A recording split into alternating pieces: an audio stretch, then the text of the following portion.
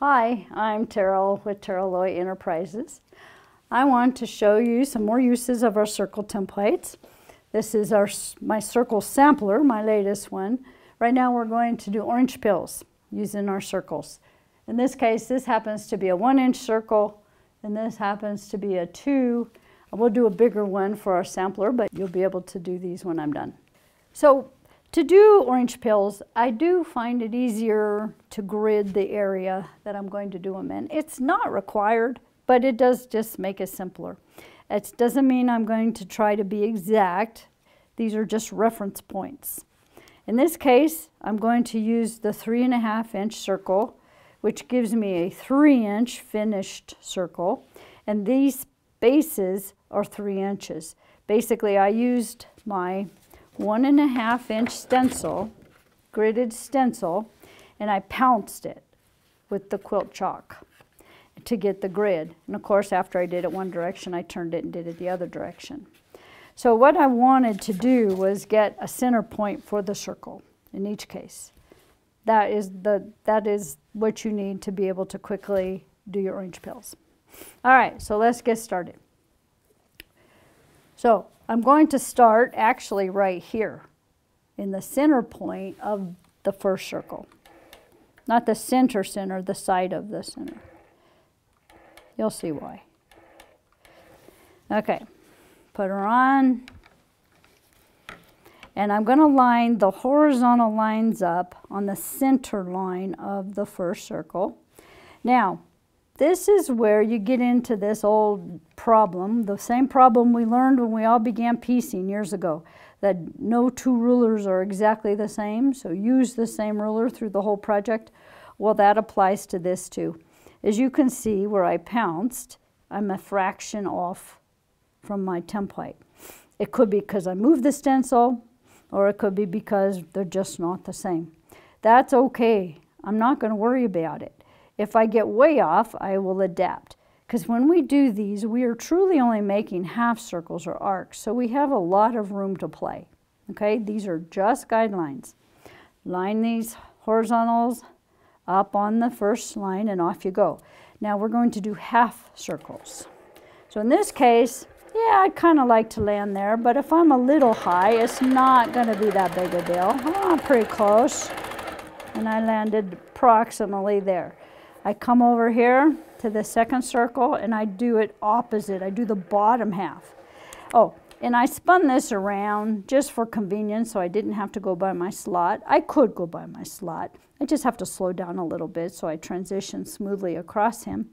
You know, we tried to make these as narrow as possible so that you can transition easily by them without a plug. But just because I can quilt a little faster, I turn it when I have the option to turn it. Now, as you notice in this case, I'm starting to estimate I might be a little more than a quarter over there. So I'll just, when I get there, I'll adjust. For now, I know I want to target landing about there.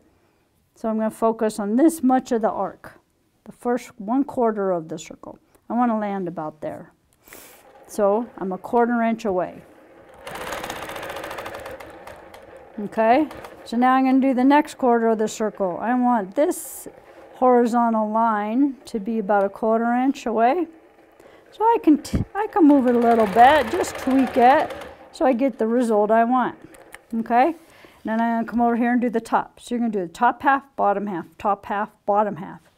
Why you're doing that is because when you come back, you'll cross the line to do the other half and you'll get a much nicer transition. If I went top, top, top, and then came back and went bottom, bottom, bottom, I'd have these little points that I might miss.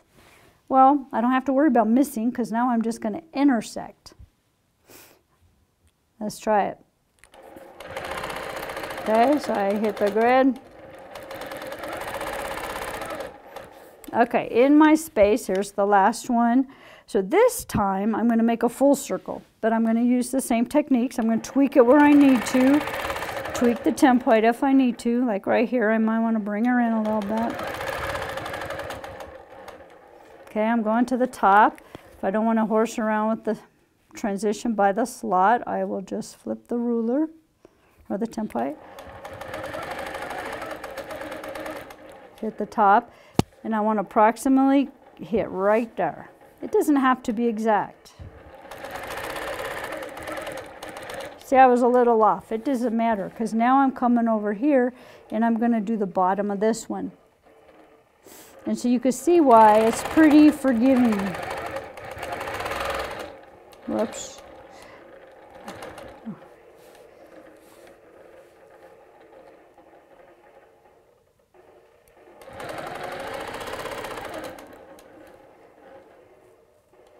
Okay, tweak it when you need to tweak it. And come back. Okay, I can tell right now that I'm probably a little bit over more than I want, so I'm going to come in. There. And I'm done with my first one. And come back to the center line. Now I need to do the second row. So I'm going to arc up to it. The second row would start right here, right? So I'm going to put this on here, and I'm just going to make an arc right up to it. Again, I want to land about as close to there as I can. So I'm going to bring that in just a hair.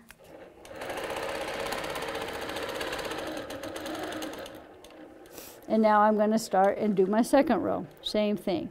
Once you get into the rhythm, this goes very fast. Bottom one. You can turn the machine off if you want when you go. So I'm looking down there, making sure I just want to hit. See, so that's when you tweak, because you want to just make sure you hit her nice and clean. Whoops, better put this back where she goes. So, edge line, there's my little cross. Flipper. Okay, that's a little high, bring her down.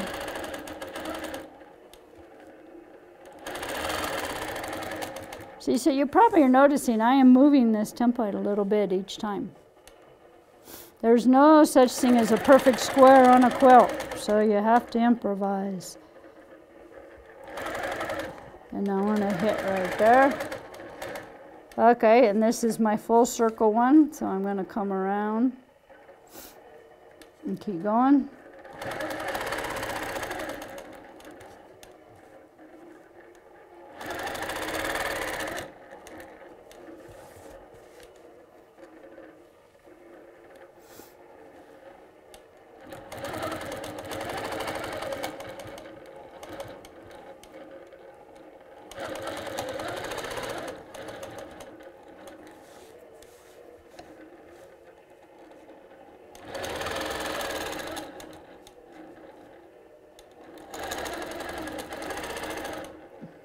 And my last one.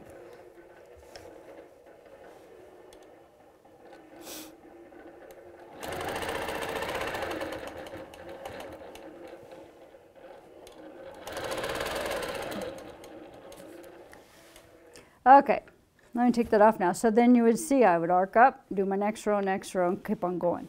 Well, rather than have you sit and watch, I jumped ahead and I did a full block of the first row.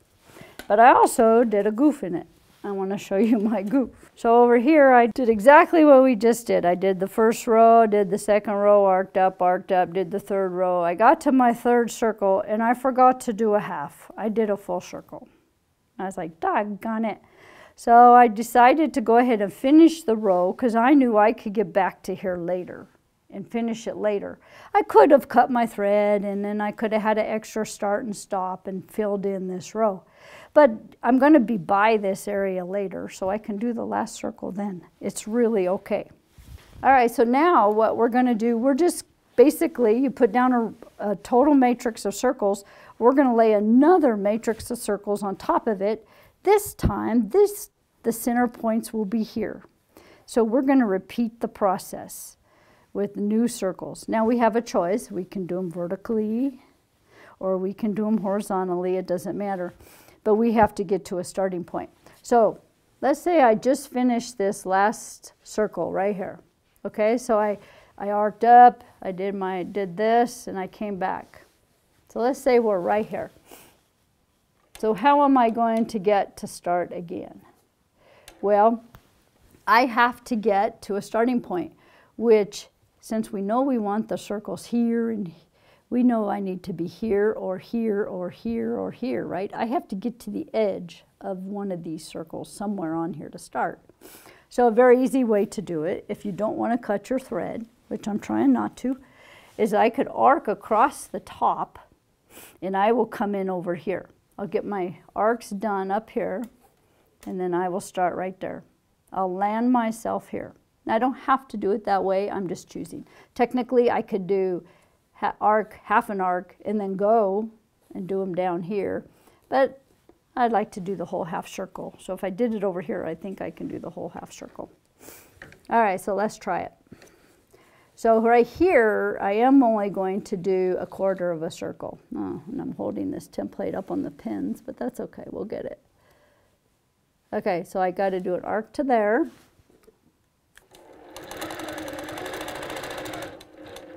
Okay, now again, this whole top row is going to be on top of the pins that pin the quilt.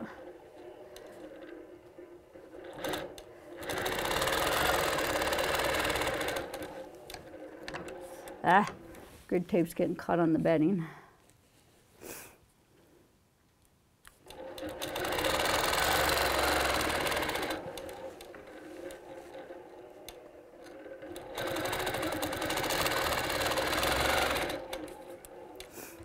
Okay, so this again is a quarter circle to here.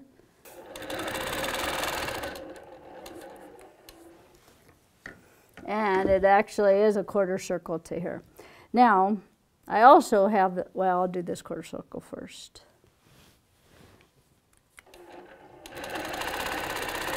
So here I am. I have a choice. I could jump in and start to do the next half circle, or I could go ahead and do that missing circle, the one I forgot to do earlier. Okay, we'll just slap her in there right now. In this case, I'm going to do the full circle, okay? My grids are, the chalk I put in here starting to die, but you can see, I can slightly still see it right there. It's brushed away. All that chalk is probably on the back of my sleeves right now. So I'm still tweaking it each time to get it where I want it, to land it at the right place.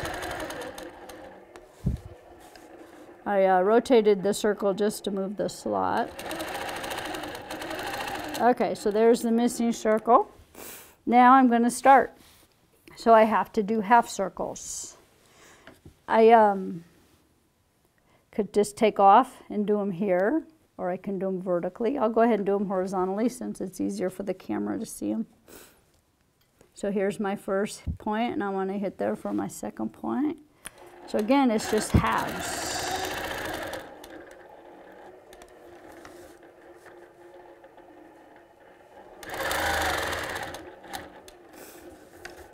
And I'm going to do the next half. And I want to try to target hitting that little point up there.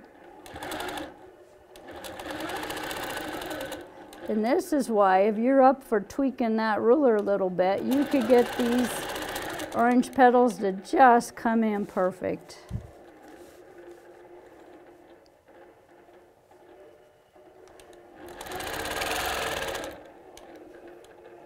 See, again, I want to land right there. I got all of them coming together right there.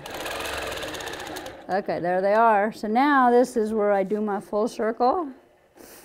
I'm flipping it.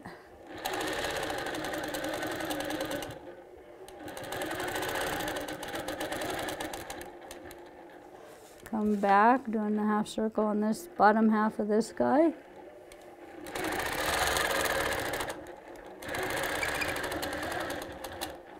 Top half of this guy.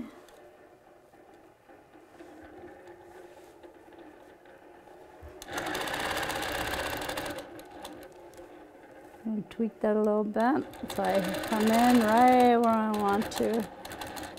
Okay, here I am now. I could finish that arc I started earlier right here.